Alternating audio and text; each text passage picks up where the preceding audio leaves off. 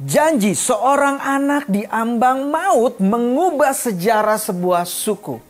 Dari pulau kecil di Jerman hingga pedalaman Batak, Nommensen menghadapi tantangan hidup dan budaya demi menepati nazarnya kepada Tuhan. Apa yang membuat pelayanannya dikenang lebih dari seabad kemudian? Inilah dia jejak kekristenan Ludwig Inger Nommensen, Rasul Batak dari Jerman.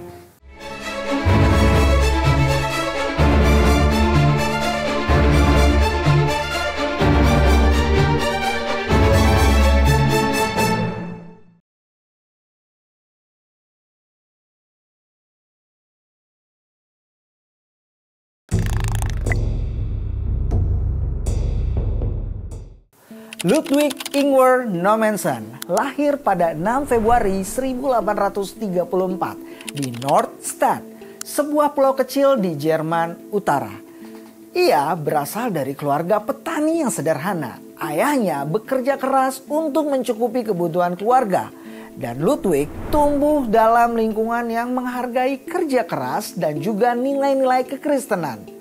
Sejak kecil, Nommensen memiliki sifat yang tekun dan penuh perhatian. Namun, hidupnya berubah drastis pada usia 12 tahun. Ia mengalami kecelakaan serius yang menyebabkan luka berat di kakinya.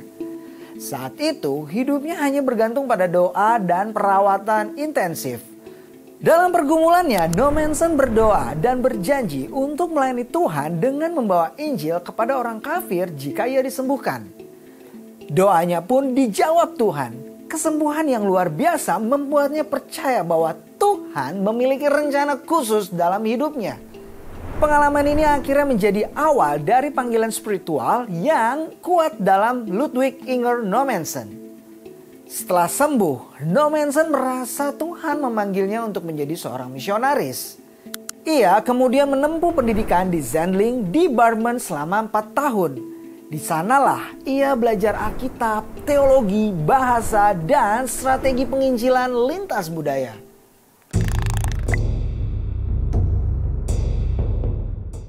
Pada tahun 1861, Nommensen ditahbiskan dan diutus oleh lembaga RMG ke Hindia Belanda. Ia tiba di Batavia terlebih dahulu. Kemudian melanjutkan perjalanan ke Sumatera Barat dan tinggal di Padang untuk mempelajari bahasa dan kebudayaan setempat. Ketika mengetahui bahwa masyarakat di Batak di pedalaman Sumatera belum mengenal Injil dan seringkali dicap sebagai pemakan manusia, Nommensen justru tertantang. Banyak misionaris sebelumnya gagal menembus daerah tersebut karena perlawanan masyarakat lokal dan kerasnya kondisi alam. Namun, bagi Nommensen, tantangan ini justru menjadi panggilan untuk melayani. Setelah beberapa waktu, ia kemudian melakukan perjalanan panjang dan penuh bahaya menuju pedalaman tanah Batak. Pada tahun 1864, Nommensen akhirnya tiba di Tapanuli, tepatnya di daerah Silindung. Disinilah karya misinya dimulai dengan sungguh-sungguh. Setahun kemudian, tepatnya pada 27 Agustus 1865, Ludwig Inger Nommensen membaptis orang Batak pertama yang menerima Injil. Menariknya, Raja Pontas Lumban Tobing yang pada awalnya menolak kehadiran dan ajaran Nommensen, kemudian berubah sikap dengan memberi diri untuk dibaptis, yang diikuti oleh banyak orang lainnya. Raja Pontas Lumban Tobing adalah Raja Batak pertama yang menerima baptisan. Orang-orang yang dibaptis pada tanggal 27 Agustus 1865 rupanya menghadapi tantangan dari keluarga mereka dengan diusir. Alasannya karena orang-orang tersebut tidak mau lagi terlibat dalam kegiatan upacara suku. Oleh karena itu, Nommensen mengumpulkan mereka dalam kampung tersendiri yang diberi nama Hudatami, yaitu Yerusalem Kampung Damai. Setelah 7 tahun melakukan penginjilan di tanah Batak, jumlah orang Kristen terus bertambah hingga mencapai 1.250 jiwa. 10 tahun kemudian jumlah ini meningkat 5 kali lipat. Bahkan hingga di tahun 1918, jumlah orang Kristen di wilayah RMG telah mencapai 185.731 jiwa. Pada masa itu, Ludwig Inger Nommensen menjadi pelopor dan pemimpin utama karya penginjilan RMG di Sumatera Utara. Awalnya ia melayani sebagai Zendeling Senior, kemudian secara resmi diangkat menjadi Eporus, yaitu penilik atau ketua gereja pada tahun 1881. Jabatan ini diembannya sampai akhir hayatnya pada tanggal 23 Mei 1918.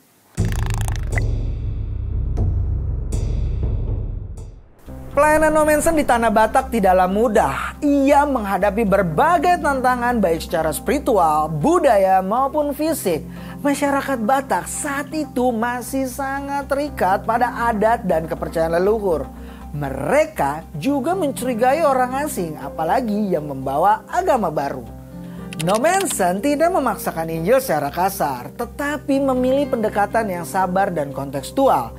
Ia belajar bahasa Batak dengan tekun, tinggal bersama dengan masyarakat dan berusaha memahami adat istiadat mereka. Ia menghargai nilai-nilai lokal dan berusaha mengaitkannya dengan pesan Injil, sambil perlahan mengoreksi unsur-unsur budaya yang bertentangan dengan ajaran Kristus. Ia juga menghadapi gangguan dari kelompok-kelompok yang menolak kehadirannya.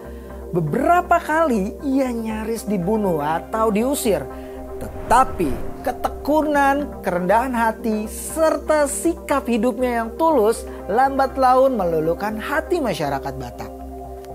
Tantangan lain datang dari pemerintahan kolonial Belanda yang seringkali mencurigai misionaris Jerman. Namun karena pendekatan damainya dan keberhasilannya meredam konflik lokal, akhirnya pemerintah mendukung kegiatannya. Perlahan tapi pasti, pelayanan Nommensen membuahkan hasil. Ia bukan hanya memberitakan Injil, tetapi juga memperjuangkan pendidikan dan kesehatan. Ia mendirikan sekolah, rumah sakit kecil, serta mendorong pertanian yang lebih baik.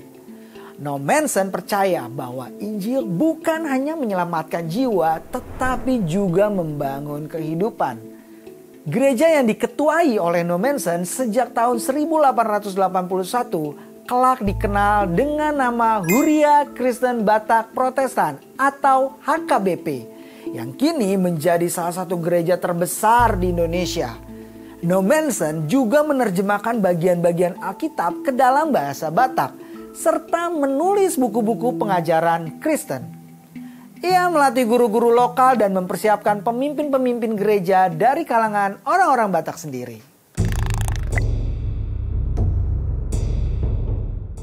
Ludwig Inger Nommensen mengabdi lebih dari 50 tahun di Tanah Batak. Ia tidak pernah kembali ke Jerman, meskipun beberapa kali ditawari. Ia mencintai orang Batak seperti keluarganya sendiri. Ia menikah dengan seorang wanita Jerman, tetapi kemudian istrinya meninggal. Nommensen tetap melayani dengan setia meskipun hidup dalam kesederhanaan. Hingga akhirnya ia wafat pada 23 Mei 1918 di Sigumpar, Tapanuli pada usia 84 tahun. Ia dimakamkan di antara orang-orang yang telah dilayaninya. Hingga kini makamnya menjadi tempat ziarah dan penghormatan. Warisan Nommensen tidak hanya terletak pada jumlah jemaat yang bertumbuh, tetapi pada perubahan peradaban. Melalui Injil, masyarakat Batak yang dahulu dikenal keras dan penuh balas dendam, diubahkan menjadi masyarakat yang mengenal kasih dan mengampuni. Gereja HKBP menjadi simbol keberhasilan misi yang kontekstual dan berakar.